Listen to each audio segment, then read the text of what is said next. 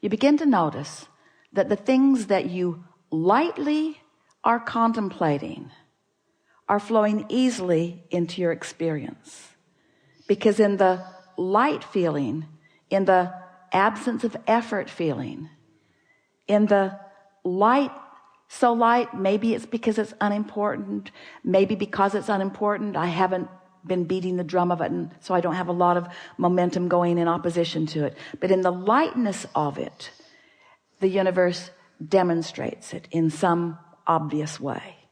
So this is what brought Esther to the question.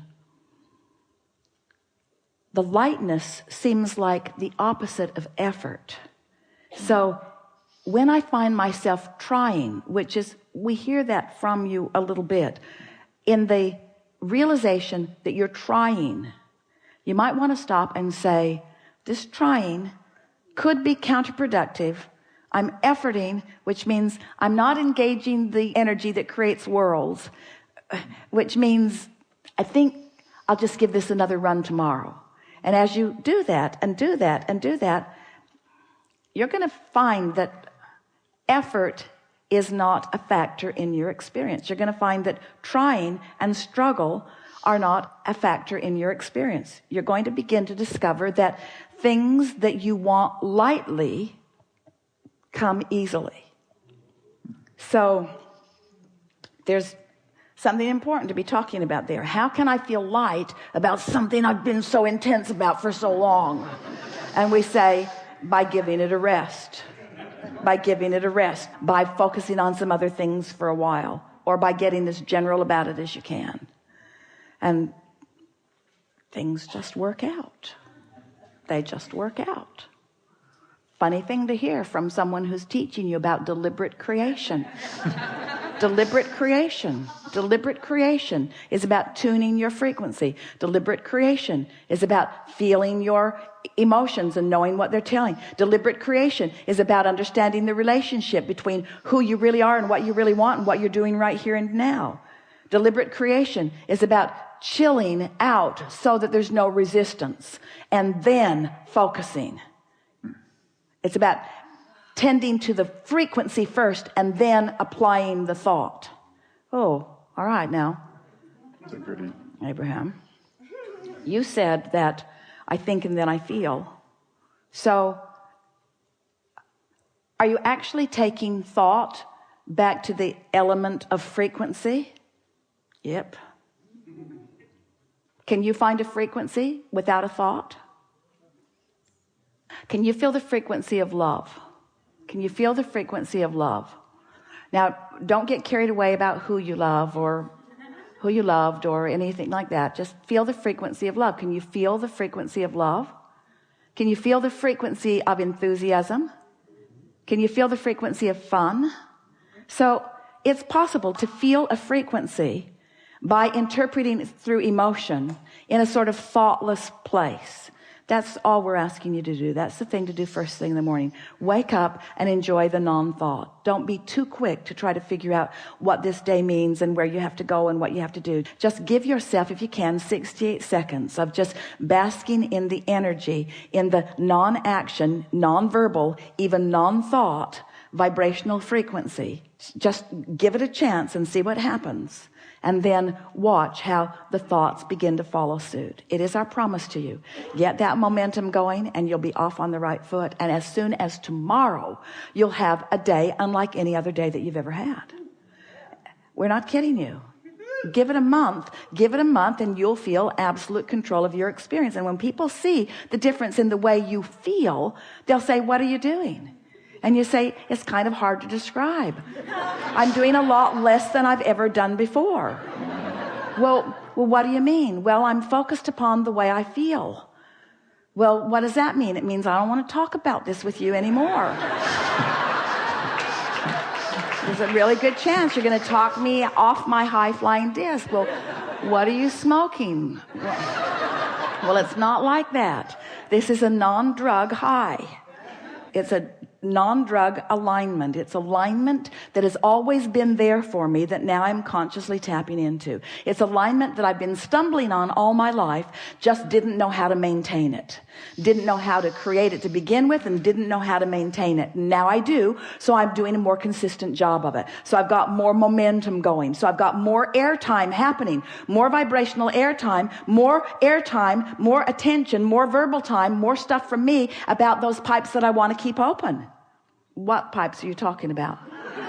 Well, you see, there's this path of least resistance between me and everything else. And it's a path of least resistance between me and what I want. And it's a path of least resistance between me and what I don't want. It's a path of least resistance. And I'm just keeping the pathway open on the things that I care about. Well, how do you know the difference? Things I care about that I really want feel good to me when I think about them. When I'm focused upon what I want, it always feels good. When I'm focused in opposition, it never feels good. Oh, seems too simplistic to me, they'll say. I know, it did to me at first. That's why I tried to make it harder than it needed to be. I mean, harder than it needed to be for quite a while. And then who knew? I'm supposed to feel good. Life is supposed to be fun. I have endless unseen energies that have my back, who know what I want, who are pointing the way. I had no idea the leverage, the creative energy that was available to me until I started pointing it.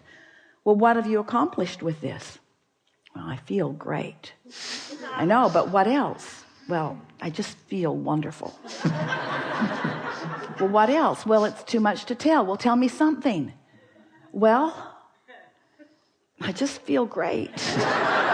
I feel great. And mostly nice people are around me. And people who used to bother me aren't coming around. And some of them that used to bother me don't bother me anymore. And ideas come more easily to me. I'm more intuitive. I'm more clear-minded. The things that occur to me occur in better timing. So when I act on them, I get more immediate results. The things that I want are just flowing into my experience. My day-to-day moments are really exciting. I used to look forward to a vacation and kind of put up with everything before it. And now every day feels sort of like that vacation. I have that lighthearted feeling all day, even when you're at work. Yeah, especially when I'm at work, because I feel purposeful there, and I feel momentum there. And there's this give and take thing that happens with me at work where we're all winning as a result of our co-creating together. It's some of the best time that I spend is when I'm at work. Yeah. So many lovely people in this world. Have you noticed? Well, not so much. I haven't noticed that so much. Well, that's because I'm on my high-flying disc. I know that's what. Well, now tell me about this stupid disc. How did you get on this high-flying disc? I was born there. I was born there. I talked myself out of it with a lot of help from others who had forgotten about it too. But no, I mean, how did you get on it today? Well, I thought you'd never ask. Well, this morning when I woke up, I just thought happy thoughts.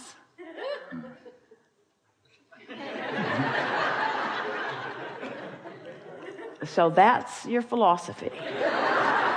You just think happy thoughts. Yeah, I stopped watching television for the most part. There's some shows I really like that I'm recording and watching, fast forwarding through all the commercials, which means television won't be around for long because, yeah, just think happy thoughts. Hang around with people who feel good mostly. Think of reasons to feel good. But mostly, I just get up looking for a reason to feel good and almost always find it immediately. And then I milk it.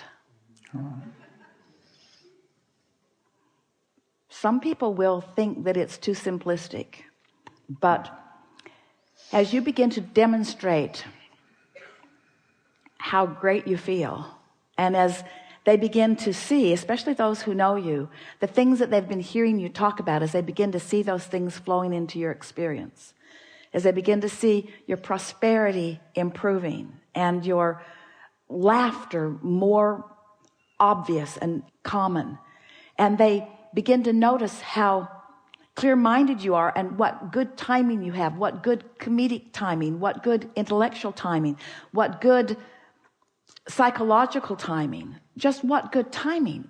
it's going to be so noticeable. You are going to be such powerful demonstrators of those who have accessed and harnessed and directed the energy that creates worlds, that a sort of euphoric feeling of joyful invincibility is going to be yours, to the point that when people point out even the most serious seeming from their perspective of problems, you're going to stand solid in your knowing of all is wellness, and you're going to support them in the same way that Source supports you, by not freaking out because they have chosen a lower flying disc. And before you know it, you won't freak out when you find a lower flying disc either. You'll understand how it works. You'll understand that, this is just a step one moment, and that's all part of the process. I'm predominantly now, for the first several years of my life, I was predominantly in step 3 because I was born that way. Then those around me began insisting that I become more accountable, which meant try to compensate for their inability to stay on their disc. We hope you heard that in the way we meant it. So then I had sort of a rough ride for a while, where I was having predominantly step 1 moments.